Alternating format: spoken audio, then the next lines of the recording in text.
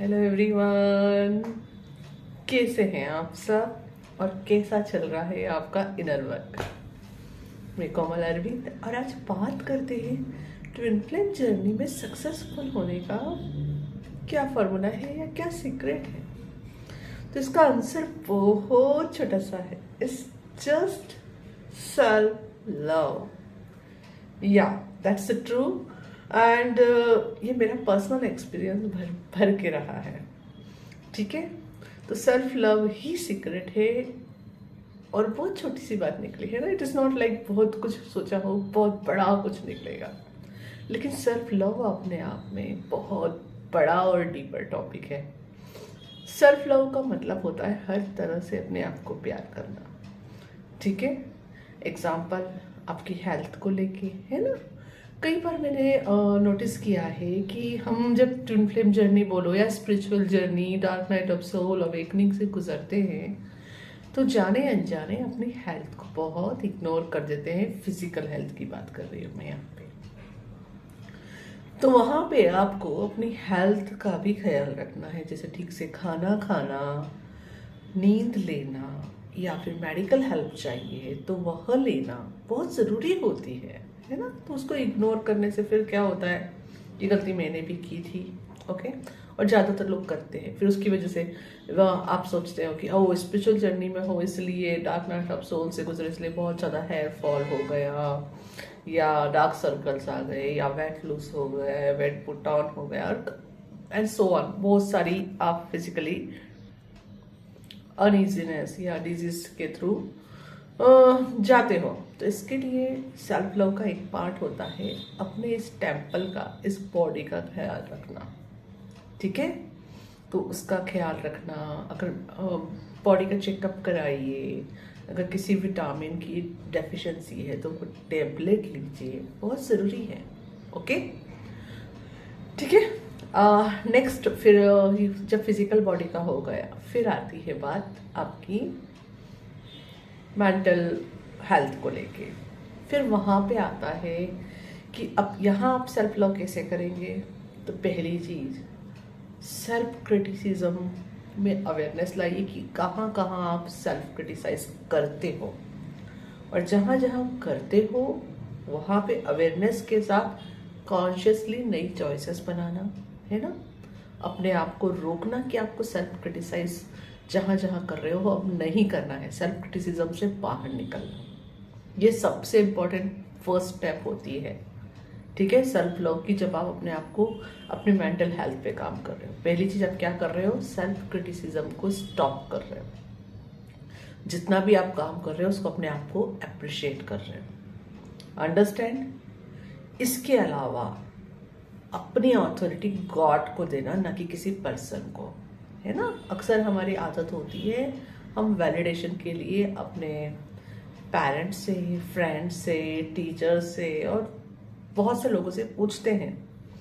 देखिए, किसी से एडवाइस लेना गलत नहीं होती है, पर किसी को ऑथोरिटी देना गलत है। हर एक इंसान की ऑथोरिटी सिर्फ गॉड के पास होती है और किसी के पास नहीं, क्योंकि हर एक सोल यूनिक है और उसकी जर्नी यूनिक है।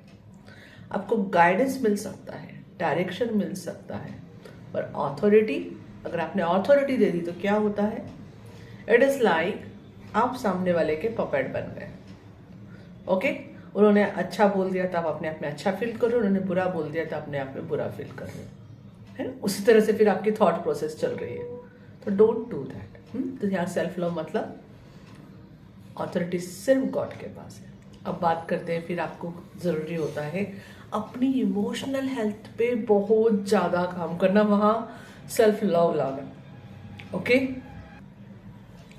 अब जब मैं इमोशनल हेल्थ बोल रही हूँ तो एक मिथ है, जनरली लोग सोचते हैं कि इमोशंस को तो देखना नहीं होता है। स्पिरिचुअलिटी में हमें ये सिखाते हैं कि आप बस नम्ब हो जाओ, तो नहीं, ये मिथ है। इमोशंस पे काम करना होता है। माना इमोशंस सिर्फ बादल की तरह होते हैं, आते हैं, बरसते हैं, चले जाते हैं, स्टेबल नहीं होते हैं। पर उन बादल को अगर आपने बरसने नहीं दिया ना, तो वह इमोशंस फिर आपके बॉडी पार्ट में स्टक हो जाएंगे, स्टोर हो जाएंगे, ओके। फिर उसके बाद आप उनको रिलीज करने के लिए सोमेटिक एक्सरसाइजेस करोगे या दूसरे कई सारे स्पिरिचुअल टूल्स है, जैसे रेकी है या क्रिया या चक्रा हीलिंग करना चालू करोगे। तो उनको स्टक ही क्यों करें? वेरी सिंपल, जब जो आ रहा है उसको वैसे ही देखकर जाने दीजिए ना। इससे आपकी इमोशनल हेल्थ बहुत इंप्रूव होगी। ठीक है। अब जो पास्ट में हो गया उसके लिए तो आपको हीलिंग टेक्निक्स यूज करनी है, उन्हें हील करना है। ठीक है। तो जब वो आपके बॉडी से रिलीज होंगे तो ऑफकोर्स आपको पता है फिर अपीवल होगा एंड उन बॉडी पार्ट्स में हो सकता है पेन भी हो और आपको वहाँ पे कुछ मेडिकल हेल्प या मेडिसिन खाने की टेम्पररी जरूरत पड़े या किसी तरह की ज़्यादा स्पिरिचुअल हीलिंग की जरूरत पड़े। That is a different topic, पर वो भी सेल्फ लव का ही पार्ट है। तो जब आप अपने इमोशनल हेल्थ पे काम कर रहे हैं तो आप उसको इग्नोर नहीं कर सकते। तो अब से आज अभी इस वक्त से अपने को परमिशन दीजिए कि आप अपनी फीलिंग्स और इमोशन से एज इट इज कनेक्ट हो सके। उसके लिए किसी स्टोरी की जरूरत नहीं है। ओके, इसने ये कहा, उसने वो कहा, इसलिए ये हो रहा है या मुझे इसीलिए रोना आ रहा है। कई बार जस्ट इमोशंस रिलीज होने के लिए, सिंपली रिलीज होने के लिए आते हैं और हम उसमें स्टोरी में स्टक हो जाते हैं। कभी कभी आप रो रहे हो तो सच बात ये रहती है कि आपको पता ही नहीं होता है कि मैं क्यों रो रही या मैं क्यों रो रहा हूँ। आप अंदर से फील भी करते हो यार बहुत रोना आ रहा है, रीजन समझ नहीं आ रहा है। हो सकता है आपने, देखिए, आप कॉन्शियसली और अनकॉन्शियसली आप अपनी सोल पे, अपनी हीलिंग पे काम कर ही रहे हैं।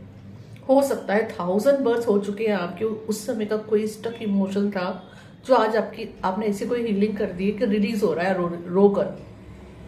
कैसे बनाओगे यहाँ स्टोरी? आप सोचिए। तो कभी कभी हम जस्ट स्टोरी में घुसने लगते हैं और अपने इमोशंस को स्टक कर देते हैं। तो ये सब नहीं करना है। जो इमोशन जैसा आया उसे रिलीज करो। रोना आ गया, रो लिया, रिलीज इट। अगर उस स्टोरी में जुड़ोगे ना तो आप जो 15 मिनट रोकर वो रिलीज होना होगा, आप उसको 1 घंटे तक खींचोगे। तो जस्ट रिलीज इट। वैसे ही दूसरे इमोशन से प्यार आ रहा है, एक्सप्रेस इट, राइट? समझ रहे? और ऐसा जब भी इमोशनली ट्रिगर्ड हो ना, ऐसा कुछ ना करें जिससे आप नंब आउट हो। ओके? उस समय ऐसी कोई टेक्निक यूज ना करें जिससे नंब आउट हो, क्योंकि अगर आप इमोशनली ट्रिगर्ड हो तो उसका सिर्फ एक सॉल्यूशन है, अपने आप को प्यार देना, अपने उस सेल्फ को, उस इमोशनल सेल्फ को देखना, अपने उस एक विजुलाइज कर सकते हो लगे तो, और उसको भर भर के प्यार दो और एक्सेप्ट करो बस। क्योंकि वो हमारा इनर चाइल्ड है जो बस प्यार चाहता है। उसे कोई नॉलेज नहीं चाहिए, वहां पे कोई विजडम नहीं चाहिए, उसको सिर्फ प्यार चाहिए होता है। ठीक है? तो उसको भर भर के प्यार दो। वहां पे काम करना बहुत जरूरी है। ठीक है? फिर उसके बाद आती है स्पिरिचुअल हेल्थ। स्पिरिचुअल हेल्थ में तो आपको कोई ना कोई स्पिरिचुअल टेक्निक सीखनी है, उस पर काम करना है ना? और साथ ही साथ यहाँ आपका विजडम, नॉलेज, अवेयरनेस सब बढ़ेगा। ठीक है? हेल्दी बाउंड्रीज बनाना से शुरुआत होगी या, लेकिन यहाँ पे जिस बात का ख्याल रखना है वह है डरों को सब्सक्राइब नहीं करना है। ठीक है? कई बार आप न्यूज़ देखोगे, यूट्यूब चैनल्स वगैरह पे दी रहेगी, अभी ये एनर्जी चल रही है, अब ये एनर्जी चलने वाली है, इसका ये इम्पैक्ट होगा, ये पोर्टल आया, वो पोर्टल आया, 888 आया, 11 आया, ये आया, वो आया। हर एक एनर्जी पोर्टल या मर्क्यूरी रेट्रोग्रेड या जो भी है, इन सब एनर्जीज का असर होता है। ओके? असर होता है, लेकिन उससे डरने की कोई जरूरत नहीं है। ये सब हमारी हेल्प करने के लिए ही आते हैं हमारे लाइफ में। हमारी सोल बहुत विजडमफुल है, उसने सोच समझ के जन्म लिया है कि उसको जो चीजें हील करना है उस दौरान क्या क्या इस तरह की चीजें आए। तो किसी से भी डरने की जरूरत नहीं होती है। ठीक है? ये पहली स्पिरिचुअल अवेयरनेस है। उससे जो आपके इमोशंस या फीलिंग्स या फिर जो भी कुछ ऊपर स्टफ आएगा वो आपके भले के लिए आएगा, हील करके उससे बाहर निकलने के लिए, पुराने पैटर्न्स को तोड़ने के लिए आएगा। तो उसे डरने की जरूरत नहीं है। ओके? और एक सबसे बड़ा विजडम यहाँ पे आप ये सीखोगे स्पिरिचुअल जर्नी में, जब आपकी स्पिरिचुअल हेल्थ पे काम कर रहे होंगे, तो पोर्टल तो 24/7 आपके अंदर ऑलरेडी मौजूद है। आपको एबंडेंस मैनिफेस्ट करना है या यूनियन मैनिफेस्ट करना है, उसके लिए आपको किसी पर्टिकुलर पोर्टल की वेट करने की जरूरत नहीं है। 24/7 हर पोर्टल आपके अंदर मौजूद है, गॉड आपके अंदर मौजूद है।